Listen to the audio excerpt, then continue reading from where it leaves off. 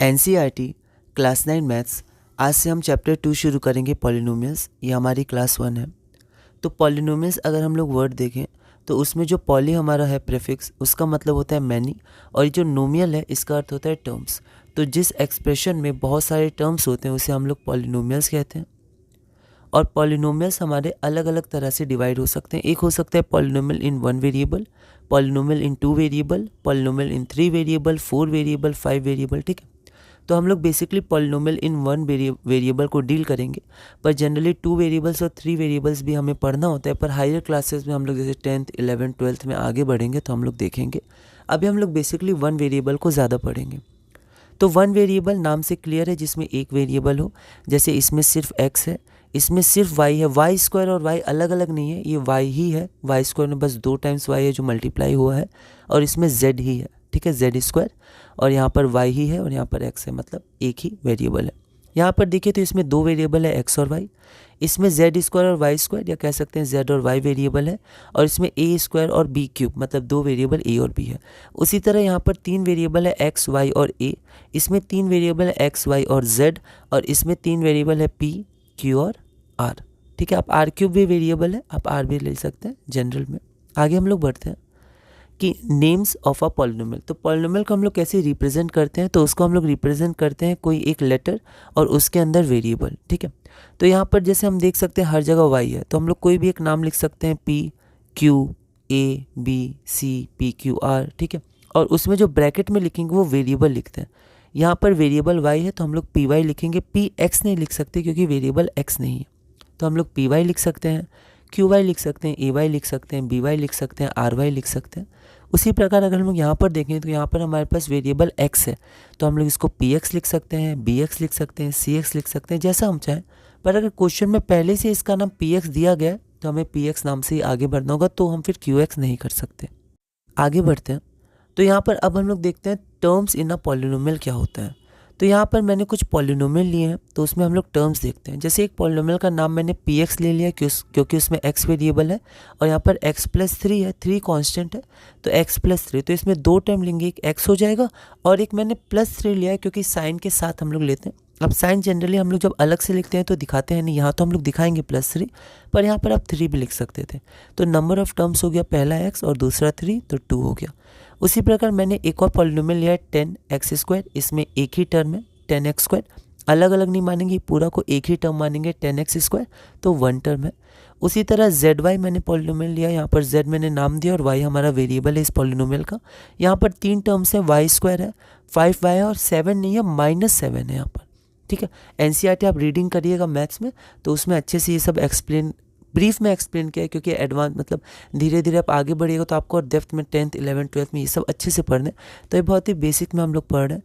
तो यहाँ पर 3 वेरिएबल है, y², 5y और -7। उसी तरह यहाँ पर qx मैंने नाम दिया है, x² और 2x है, 2 वेरिएबल, सॉरी 2 टर्म्स, यहाँ पर 3 टर्म्स, और यहाँ पर px हमारे पास क्या है, यहाँ पर 4 टर्म्स है, माइनस के साथ लीजिएगा तो -x³, 4x², 7x और -2, तो 4 टर्म्स है।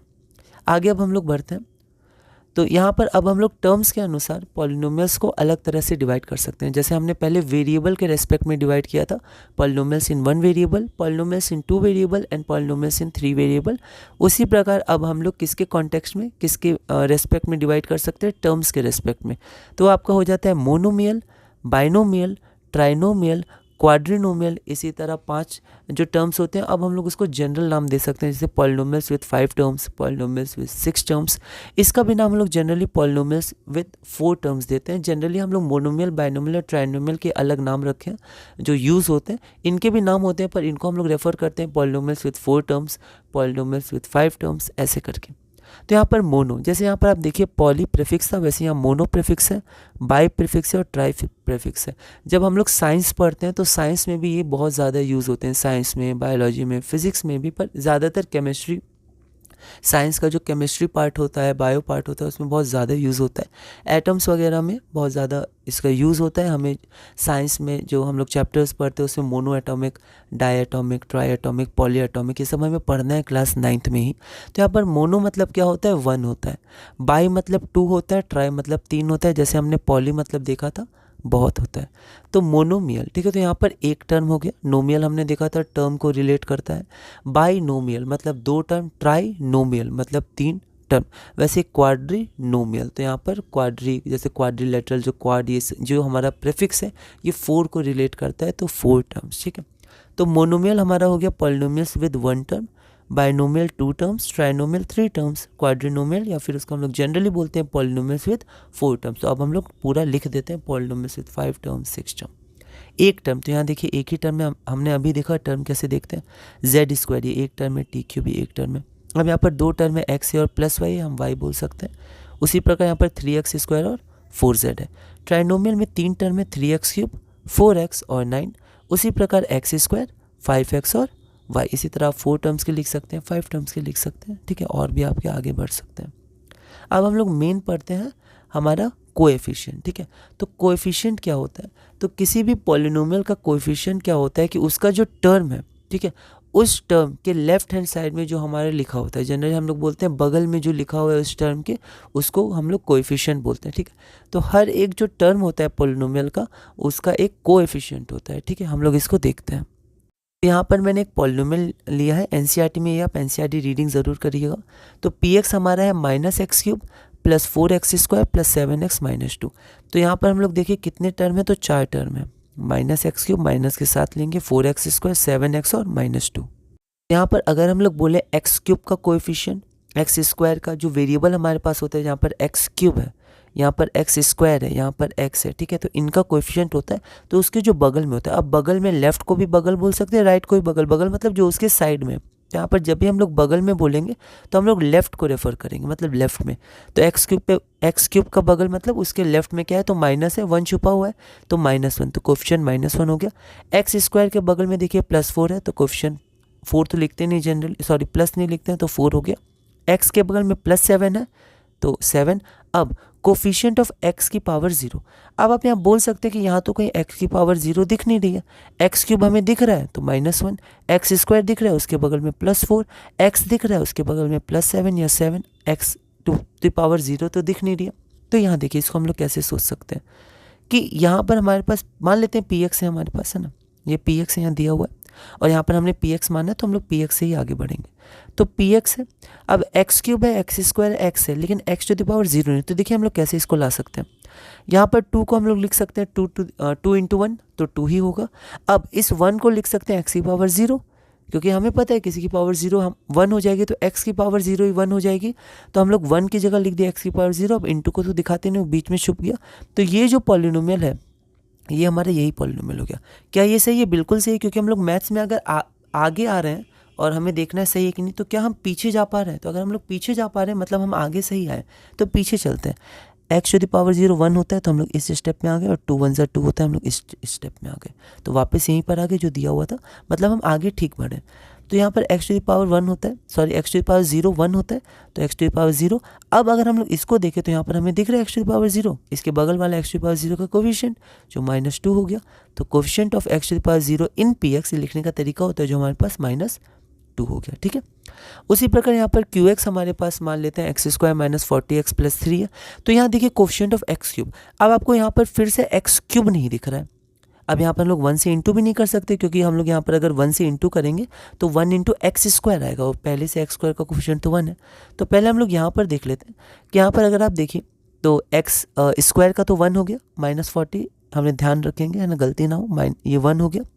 x के बगल में -40 है, तो -40 हो गया, और x टू द पावर 0 फिर से 3 इंटू 1 को लिख देंगे x टू पावर 0, तो हमारा x टू पावर 0 का कोफिशिएंट हो जाएगा 3। अब हम लोग x³ कैसे लाएंगे, तो फिर से यहाँ देखते हैं हम लोग, तो हमारे पास qx क्या है, x² - 40x + 3।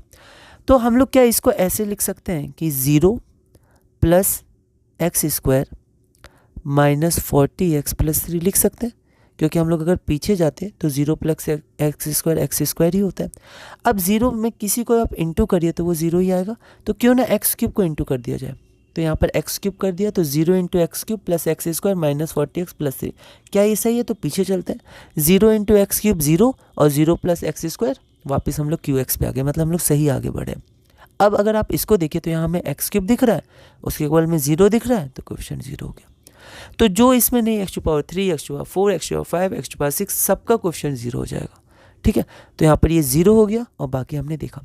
अब यहाँ पर हमने लिया -x + 5, हम लोग देखें तो ये बाइनोमियल है, तो -x, तो पहले x तो दिख रहा है, x का कोएफिशिएंट -1 हो गया, 1 छुपा हुआ है, और हमारे पास x टू पावर 0 5 × 1, तो 5 x to power 0, x to power 0 का कोएफिशिएंट +5 या 5 हो गया।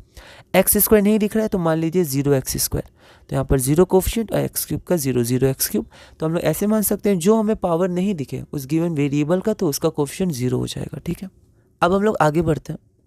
तो अब हमारे पास ये क्वेश्चन ये और देख लेते हैं, which of the following are polynomials. ठीक है, तो यहाँ पर ऐसा आ जाएगा, तो कौन सा पॉलिनोमियल्स है। तो अगर हम लोग एक बार में देखें तो सब पॉलिनोमियल्स लग रहे हैं, इसमें 2 टर्म है तो बाइनोमियल, इसमें 2 टर्म है तो बाइनोमियल, इसमें बाइनोमियल, ये हमारा क्वाड्रिनोमियल है, 4 टर्म्स का हो गया।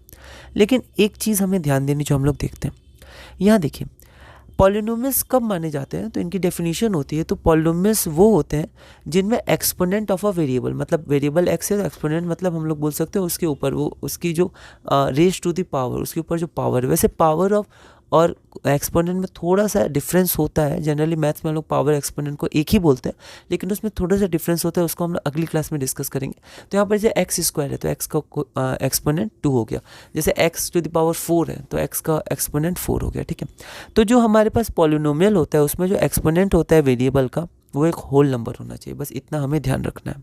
होल नंबर हमारा मतलब हो गया 0, 1, 2, 3, 4। ठीक है, मतलब रैशनल नंबर हमारे पास नहीं होना चाहिए, मतलब फ्रैक्शन नहीं होना चाहिए, और हमारे पास नॉन निगेटिव होना चाहिए। ठीक है, मतलब निगेटिव नहीं होगा, नॉन निगेटिव मतलब जो 0 या पॉजिटिव नहीं है, मतलब 0 और पॉजिटिव है, ठीक है, उसको नॉन निगेटिव बोलते हैं, मतलब जो निगेटिव नहीं है।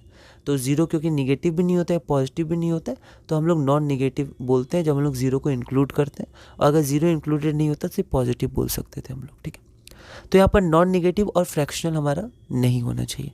अगर हम लोग यहाँ पर देखें तो यहाँ पर हमारा √x + 2, तो यहाँ पर x हो गया 1/2 है ना, √x है, यहाँ पर 2 है, तो x टू द पावर 1/2, और 1/2 हमारा फ्रैक्शन है। ठीक है, तो यहाँ पर ये क्या हो जाएगा, नॉट अ पॉलिनोमियल, क्योंकि हमने अभी देखा था एक्सपोनेंट फ्रैक्शन नहीं होना चाहिए। x² - 5 x की पावर 2, 2 एक होल नंबर है तो ये पॉलिनोमियल है 1/x। अब x का टर्म डिनोमिनेटर में नहीं आना चाहिए, ऐसा क्यों, ऐसा इसलिए क्योंकि अगर हम लोग इसको ऊपर ले जाएंगे तो x टू पावर -1 आएगा, और -1 जैसे आ गया निगेटिव हो गया। ये वाला तो ठीक है x³ होल नंबर, लेकिन एक निगेटिव हो गया तो ये आपका पॉलिनोमियल नहीं माना जाएगा।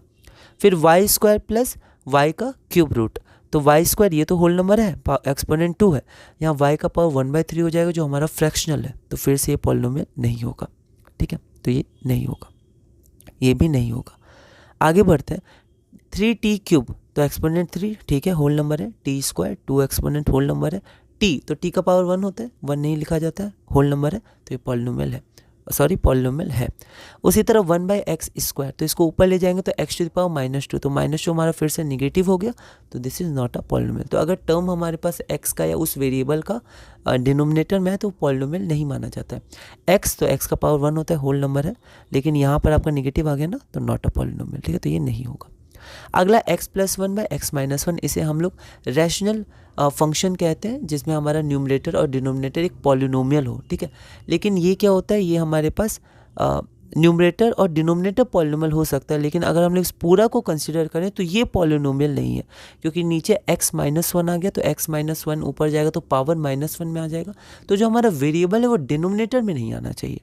ठीक है, तो ये हमारा पूरा पॉलिनोमियल नहीं है, पर अगर हम इसको अलग अलग देखें तो न्यूमरेटर x + 1 ये पॉलिनोमियल है, और डिनोमिनेटर x - 1 ये पॉलिनोमियल है, पर ये पूरा आपका पॉलिनोमियल नहीं है। ठीक है, अगला हम लोग देखते हैं x² + 3x to the power 3/2 divided by √x। तो हम लोग अगर एक बार में कहें तो ये पॉलिनोमियल नहीं है, क्योंकि x का पावर हाफ आ गया, ये फ्रैक्शनल है, ऊपर से डिनोमिनेटर में भी है, तो ऊपर जाएगा तो निगेटिव भी हो जाएगा, तो ये पॉलिनोमियल नहीं होगा। लेकिन ये एक क्वेश्चन है, अच्छा क्वेश्चन है, NCERT एग्जाम्पलर का ये क्वेश्चन है, तो हम लोग को यहाँ थोड़ा ध्यान देना है, इसको थोड़ा सॉल्व करना है। तो यहाँ पर हम लोग लिख सकते हैं x² + न्यूमरेटर में 3 × x to the power 3/2 divided by x to the power half. अब ये हाफ है और ऊपर है, मतलब बेस हमारा सेम है, तो ऊपर जाएगा तो निगेटिव हो जाएगा, तो x² + 3x, अब 3/2 - 1/2, तो 3/2 - 1/2 आपका 2/2 हो जाएगा, मतलब 1 हो जाएगा। अब आप देखिए, तो इसको हमने सिंप्लीफाई करके ऐसे लिख दिया, तो x का स्क्वायर, तो 2 हमारा होल नंबर है, और 3x टू द पावर 1 हमारा होल नंबर है, तो ये हमारा पॉलिनोमियल है।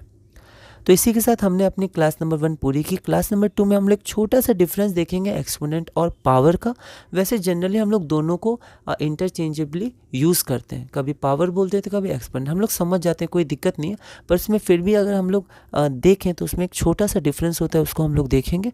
और साथ में हम लोग अपना अगला very important topic degree of a polynomial शुरू करेंगे। तो इस वीडियो में हमने क्लास नंबर 1 पूरी की और इस क्वेश्चन तक कंप्लीट किया।